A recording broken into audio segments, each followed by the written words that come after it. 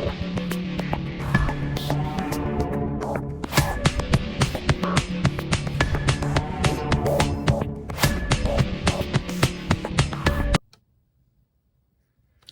YouTube land, Taekwondo Sarah coming back with another action figure review. Now, I know I haven't been super consistent with doing my video reviews. I usually try to keep it at least one to a week, or drop one up or load one at a weekly basis.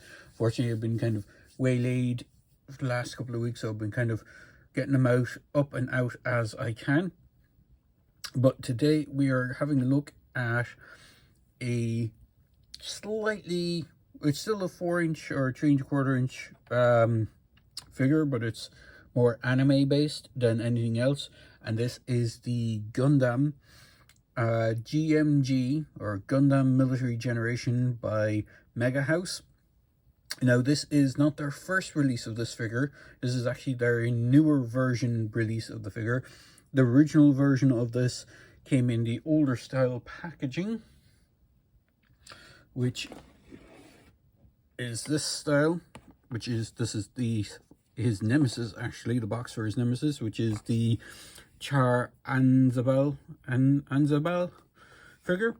I haven't done a review for this one, but I will have him in this review as a comparison. But this is the Amuro, I'm hoping I'm pronouncing his name, Amuro Ray, I think is how it's pronounced.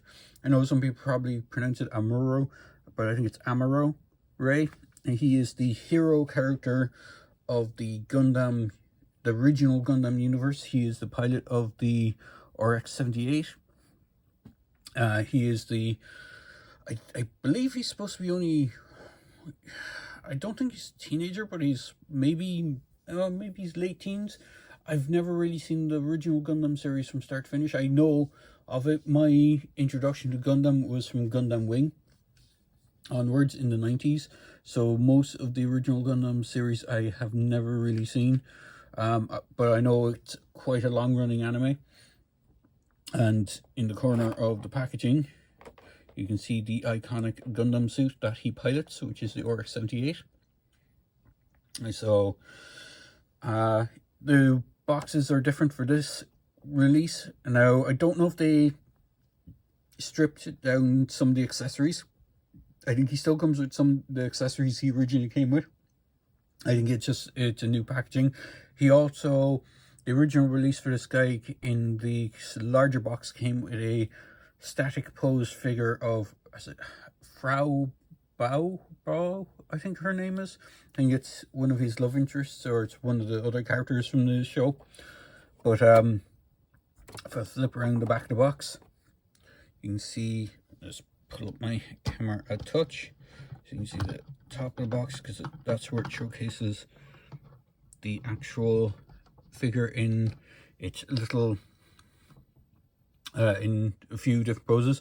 There's a lot of legalese stuff and a lot of Japanese writing, which I can't read, unfortunately. I wish I could, but there's a few QR codes.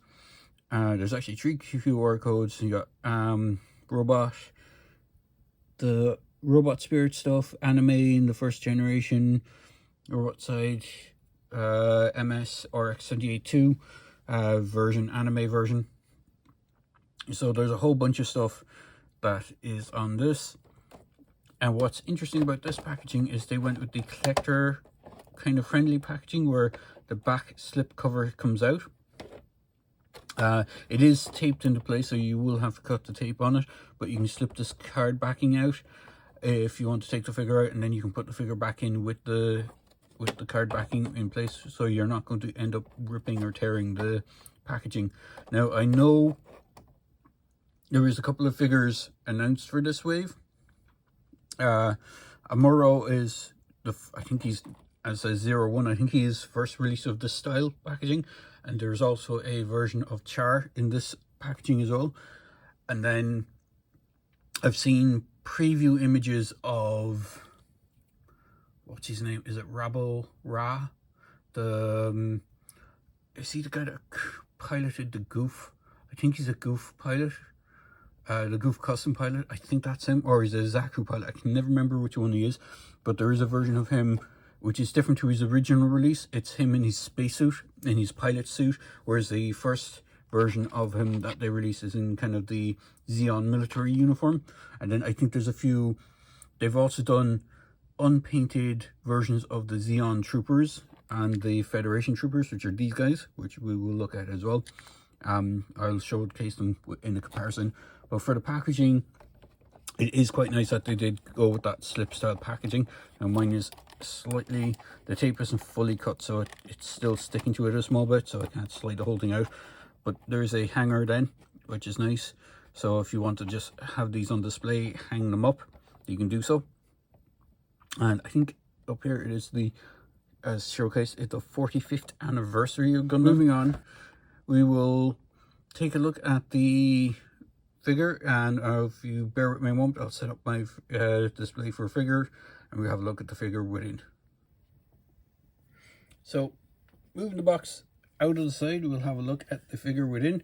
We will bring in the tape measure first, so you can see what height he is. So I'm just going to move him back a touch on this, so you can see him in all his glory. So he does stand around the 4-inch mark. So he will scale quite nicely with other figure lines, such as some of the G.I. Joe stuff, the Jurassic World figures. Even though Jurassic World figures are slightly small, they still kind of get that thing, that size. Here he is next to the Jill Valentine version bar spring figures. So you have kind of scale comparison across the way. And for proper comparisons, we'll bring in his comparisons from the same figure line. So we'll start off with his nemesis, which is Char Anzabel. I think that's how you pronounce his name. And then we have two of the Federation, is it Freddies, I think they're called, or Feddies. Freddies, I think, is what the nickname for these guys are. This is the Federation soldiers.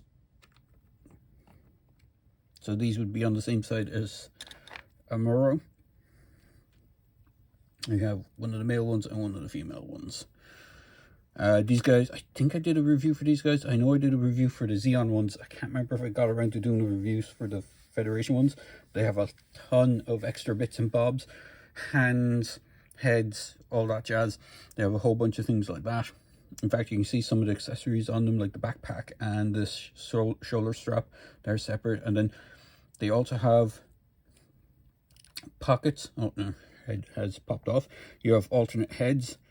You have these little pouches that can be plugged in on some of them. In fact, you might be able to see there's like a hole on the belt here and on there. So you can actually plug in all these different looks for these guys. It is pretty cool. But for our Amuro here, we'll just take these guys out of the way. He's pretty plain because he doesn't have much going on. Now, I'm wondering if they will do a pilot suit version of him, because I do believe he did have a pilot suit. He didn't pilot Gundam looking like this all the time.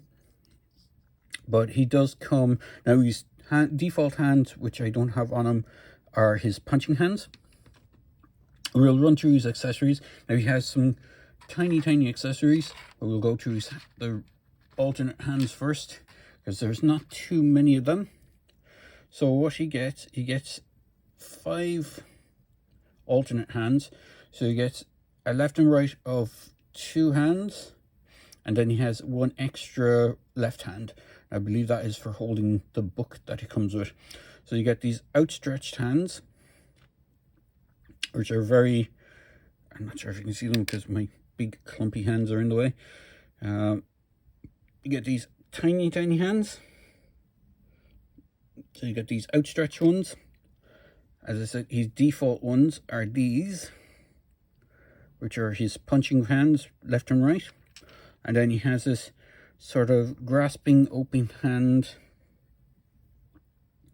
which is for the small book accessory he comes with. It even shows him kind of holding it under his shoulder with the spine of the book in this.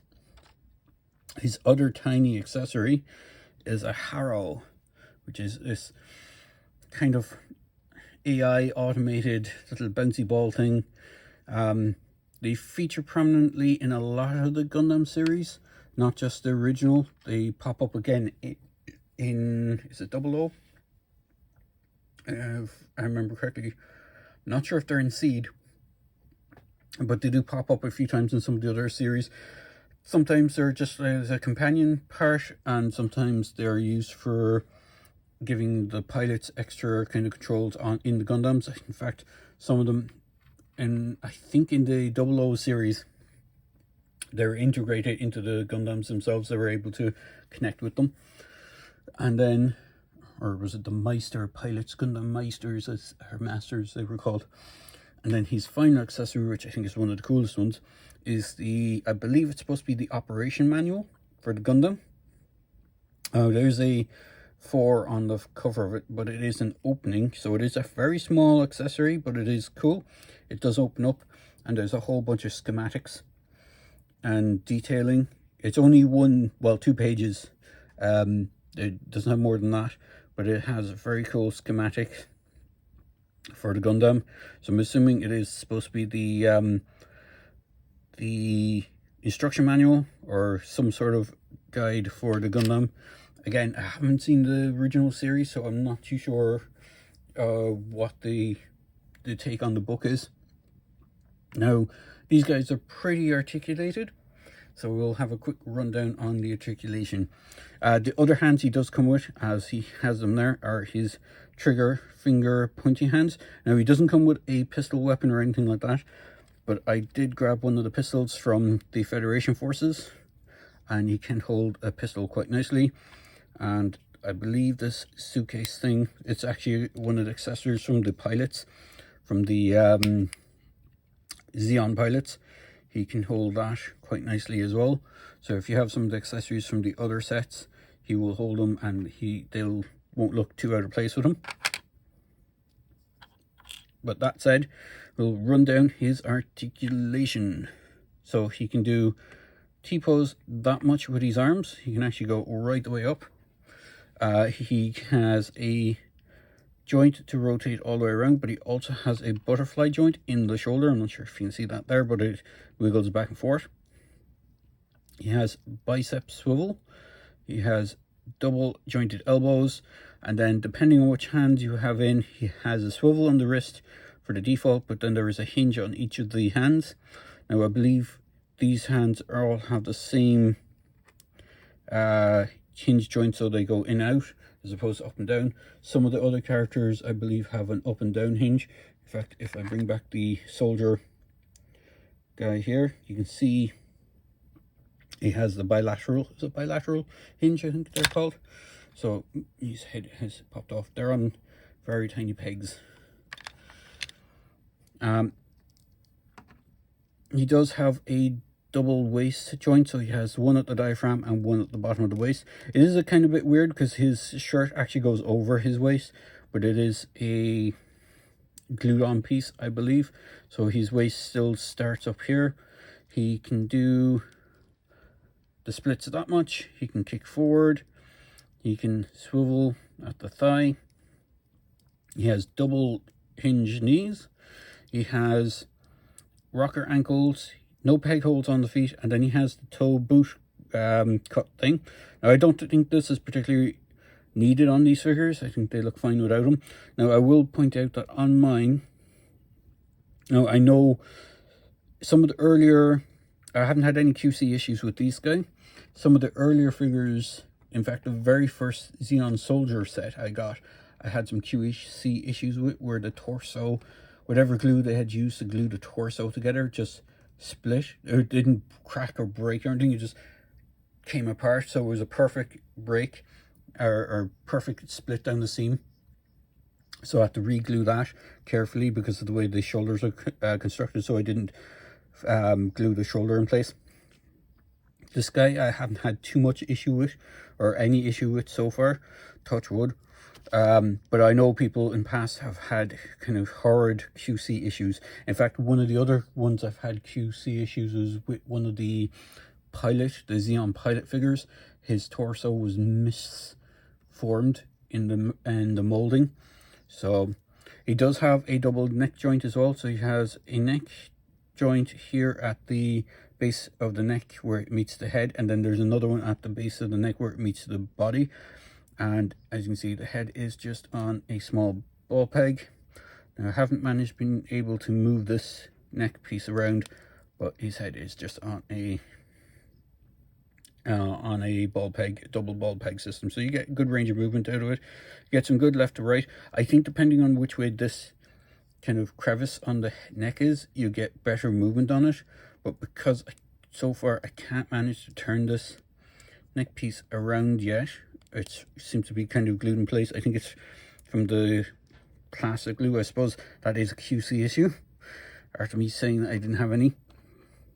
Because if I bring in, pop you down there, come on, stand up, there we go. Bring in one of these guys again. They have that double neck joint. Yeah, they have the double neck joint. You can see it is designed to move, and it has that indent on it. So I haven't been able to free up his one. Now I think it's just some question, more of a thing of his one being stuck in place. It's not. I think it's just where the paint apps for that piece probably dried to the torso, so it should be easy enough just to heat it up and manipulate it and then move it again. But overall, he is pretty cool. So we'll put him back together with his nemesis for the time being while I wrap this up. So actually, these guys don't have the peg holes on the feet. It is interesting that his sculpting is pretty plain as well. He's kind of wearing what looks like a denim shirt with denim pants and just brown shoes, and a kind of that yellow orangey mustard undershirt. So he works well for a civilian figure. Now he does have a very anime face, so if you wanted something more realistic, you could, I suppose, potentially like pop head off something like one of these and swap it onto him. The only thing is, you'd have to find a proper joint that would fit the neck post. Other than that, he's a pretty cool figure. So all in all, he wasn't too bad. And if I just bring the box in again, now I picked this guy up from from Dublin City Comics here in Ireland. You can see the price point that they have on these individual figures. When I got the bigger sets, they were twice the price. So I think the idea behind these ones is they are trying to make them a little bit more affordable, a little less options with the hands and weapons. Because I haven't done, as I said, I haven't done a full review for Char here, but he comes with a ton of stuff. He comes with ladder, he comes with diorama stuff, he comes with a whole bunch of extra hands. He comes with 2 versions of this head. He has this head, that's the default one that's on with the helmet. He has another helmet head piece. In fact, I'll just showcase this here. You can see the helmet is, if I can get it off without popping his head, the helmet is on a big post. So there's an alternate head with a different expression, and then he has an alternate head again, which doesn't have the helmet on, and it has the eye mask, and that's it. And you can see his full head of hair underneath. So he does come with a crap ton of stuff. He also comes with pistols, a tiny cup, which like a teacup, because one of his signature things is drinking a cup of tea on the bridge of one of the ships. And he has a little book and a whole bunch of other things. I think this version of him doesn't come with half as many things. I don't think he comes with all the heads. So when I get around to doing this review, I will showcase that when I get around to it. So there you go, guys. There's a quick video review for Amuro Ray from the G.M.G Gundam Military Generation by Mega House. It is a good figure. I do recommend grabbing them if you're a fan of the Gundam series. I know it'd be insane, and I've seen someone 3D printing one of these, but someone's 3D printing a RX-78 Mark II in scale, which is 1:18 scale for this. And if it's in proper scale, I mean, the chest section is where the core lander goes and has a pilot seat in it for Amuro, and Amuro sits well into this chest section of the Gundam's thing. So you're talking at least scale wise maybe 4 foot, 5 foot tall Gundam kit. So it's, I think, yeah, roughly around the 5 foot tall, because there was a 1:12 scale one that which they did for Japan. I'd love to get one. They did a Zaku and a one of these. It's 1:12 scale. It is 5 foot tall, so I can imagine 1:18 would be maybe a smidge smaller than that, but not by much. So if you're ever looking them up, I can't remember the exact name of them, but there is like, they were a limited run and they were huge. I seen one pop up on eBay a while back, and I'm kicking myself I didn't get it, because it was really cheap. It was broken, it needed repair, and the seller was selling it for about 300 euros.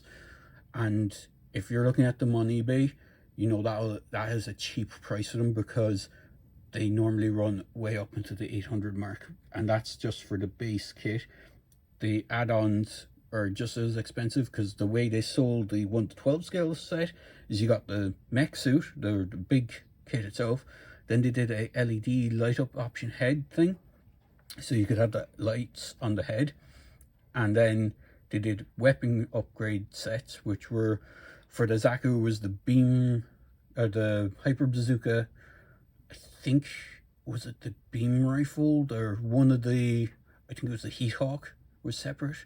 One of those things. There was, some of the weapons were a separate set in its own thing. So yeah, the only other option is that if you want one in scale is to 3D print, or just 3D print a cockpit set for this guy.